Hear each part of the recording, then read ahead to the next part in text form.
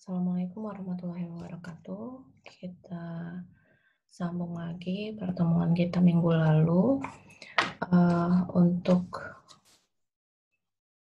lanjutan pelajaran minggu lalu itu kita masuk ke ukuran penyebaran. Jadi seperti biasa ya, saya kirim video aja biar nggak ada gangguan lagi, nggak ada gangguan suara dan sebagainya. Kita emang agak lambat ya saya yang jelasin biar kalian paham juga dan nggak terlalu banyak masukan. Kalau dibanding kelas lain emang agak telat, tapi nggak apa-apa. Saya udah lapor ke Pak Mirza, beliau bilang juga nggak apa-apa, nggak masalah. Yang penting materinya dapat, itu aja sasarannya. Oke, hari ini saya mau jelaskan tentang ukuran penyebaran. Jadi kalau kemarin pemusatan data, sekarang penyebaran. Jadi ini adalah suatu ukuran, baik parameter atau statistik untuk mengetahui seberapa besar penyimpangan data dengan nilai rata-rata hitungnya. Kemudian ukuran penyebaran membantu mengetahui sejauh mana nilai menyebar dari nilai tengahnya semakin kecil atau semakin besar. Jadi fungsi dari ukuran penyebaran ini untuk memastikan bahwa data menyebar dengan baik. Jadi ada penyimpangan atau enggak, nah itu diceknya melalui ukuran penyebaran ini. Oke, ukuran penyebaran data ini untuk mengetahui nilai rata-rata saja biasanya tidak cukup. Jadi bahkan salah interpretasi. Jadi kalau dari dua kelompok datanya diketahui sama rata-ratanya. Kalau kita cuma ngambil informasi ini, mungkin saja informasi yang kita dapat ini salah karena kita tidak tahu variasi data di dalam kelompok tersebut bagaimana. Oke. Kemudian ini penggunaan ukuran penyebaran. Jadi ada misalnya rata-rata berat badan mahasiswa sebesar 52 kg, namun kisaran berat badan dari 46 sampai 75 kg. Jadi ingat ya, ada pencilan atau data yang berbeda sendiri, kayak yang 75 kg ini berbeda sendiri dari rata-rata jauh dari data-data lainnya. Nah, nanti nilai ini bisa kita cari. Nah, namanya nilai pencilan ya, atau nilai yang berbeda sendiri atau yang jauh dari range nilai lainnya. Kemudian ini di bawahnya ada IPK lulusan agribisnis itu 3,34. Padahal kenyataannya ada anak yang memiliki IPK 2,31. Jadi di sini contoh ketiga juga gitu ya. Harga rata-rata karet adalah 10.000 per kilo, tapi ternyata ada yang harganya 5.000 per kilo. Jadi penyebaran di sini contoh ini mau menunjukkan bahwa sebenarnya kalau kita ngomong rata-rata saja itu tidak bisa mewakili. Jadi ada nanti namanya standar deviasinya yang harus kita hitung juga mendampingi si rata-rata. Karena apa? Karena ini tadi ada kisaran yang berbeda jauh dari rata-rata. Oke. Ini contoh-contoh grafik ukuran penyebaran. Jadi kalau ada rata-ratanya sama, penyebarannya berbeda, bentuk grafiknya seperti ini.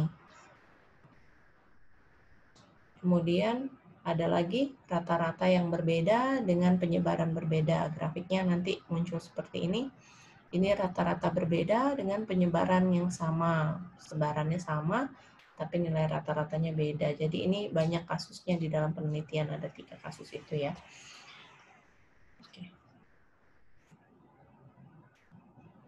Sekarang untuk distribusi data, jadi ini sudah saya bahas kalau nggak salah di pertemuan 2 atau pertemuan kedua kalau nggak salah. Jadi ini bentuk-bentuk distribusi data yang menceng ke kiri, simetrik, sama menceng ke kanan. Jadi ada rerata median lebih besar dari rerata atau lebih kecil dari modus. Kemudian ada yang semuanya sama, jadi bentuknya lurus seperti ini. Sedangkan yang ini bentuknya modus. Median lebih besar dari modus, tapi median lebih kecil dari rata-rata. Jadi rata-ratanya di sini, ternyata mediannya ada di sini. Oke. Itu macam-macam data ya. Jadi ukuran penyebaran data ini ada berapa? Nah, gimana cara ngukurnya? Jadi ada 4 pokok bahasan yang akan kita bahas di sini atau 4 macam hitungan. Yang pertama adalah jangkauan atau rentang. Yang kedua jangkauan antar kuartil dan jangkauan semi interkuartil. Kemudian deviasi atau simpangan rata-rata. Yang keempat variansi. Jadi ini hitungannya macam-macam ya. Jadi untuk video ini saya bagi menjadi nanti ada 3 video. Yang 1, 2 ini 1 video. 3 1 video, 4 1 video, sama video pembukaan ini. Jadi semuanya ada total 4 video sama yang sekarang ya. Oke, lanjut ke contoh ya. Jadi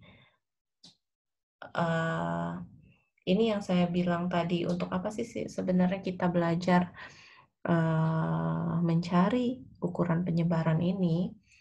Jadi ada istilahnya rata-rata dan deviasi, standar deviasi. Jadi standar deviasi ini yang mau kita cari.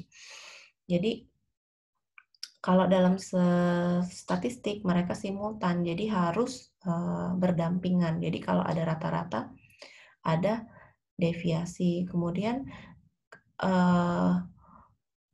di sini keterangannya ukuran kedua ini saling melengkapi di sini ya, saling melengkapi. Jadi harus ditampilkan dua-duanya. Karena apa? Karena ada data pencilan ini. Data pencilan adalah nilai ekstrim, kata saya, yang terlalu tinggi atau terlalu rendah alias outliers. Jadi ini kesimpulannya ya, nanti deviasi kita hitung. Jadi kalau misalnya standar deviasi sama rata-rata nilainya lebih dari 30%, apalagi lebih dari 100%, maka data ini pasti mengandung pencilan tadi, nilai ekstrim. Jadi nanti kita uji, setelah kita uji dapatlah nilai ekstrim. Kalian bisa baca ya kisah humor-humornya. Mungkin banyak ceritanya di internet. Jadi ada seseorang yang mau tanya dalamnya sama si seorang kakek, dia bertanya untuk dalamnya sebuah sungai. Si kakek cuman bilang rata-ratanya 1,5 meter. Jadi kalau tinggi badan dia 1,7 meter, dia bisa dong nyebrang dengan sangat mudah ya, karena dia lebih tinggi dari air, karena rata-rata ketinggiannya 1,5 meter. Si Pak Ijo ini yang mau menyeberang sungai tadi hanya bertanya tentang rata-ratanya. Tapi ternyata di tengah ketika dia berenang awalnya bisa, kemudian sampai di tengah dia tenggelam dan meninggal di cerita ini. Jadi kemudian mereka bertemu lagi, ceritanya di alam lain, bertemu lagi dengan si kakek, dan si kakek kembali bertanya, si Pak Ijo tadi kembali bertanya kenapa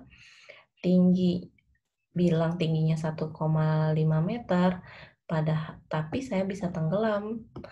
Kata si kakek tadi, kamu tidak tanya standar deviasinya berapa. Standar deviasinya itu 5 meter. Jadi berarti karena apa? Terus dia jelasin, karena ada palung sedalam 15 meter. Jadi sungainya seperti ini, kemudian ada palung, kemudian sungai lagi. Ini permukaannya.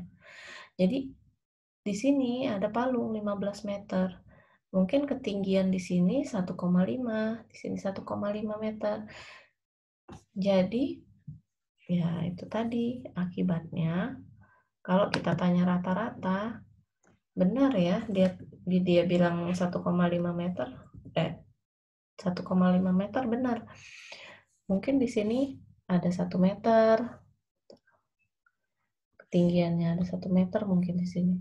1 atau 0, sekian meter, cuman di sini yang 15 meter. Jadi intinya apa? Kalau kita nanya rata-rata keseluruhan pasti 1,5 meter misal. Tapi kenapa deviasinya lebih tinggi? Kalau standar deviasinya tinggi, itu dia bilang standar deviasinya 5 meter. Ini curiga dong. Jadi ini rata-ratanya 1,5 meter, tapi standar deviasinya lebih besar dari rata-ratanya. Artinya ada pencilan tadi, ada data yang berbeda dari keseluruhan data. Jadi kata dia ada palung 15 meter. Berarti sekali lagi setiap data kalau kita tidak ukur dengan seksama standar deviasinya bisa jadi ada data yang mengganggu di antara sekumpulan data tersebut. Jadi kalian bisa baca-baca ya sini. Oke, sekian dulu, nanti kita lanjut hitungan yang 4 hitungan tadi ya yang di atas yang ini.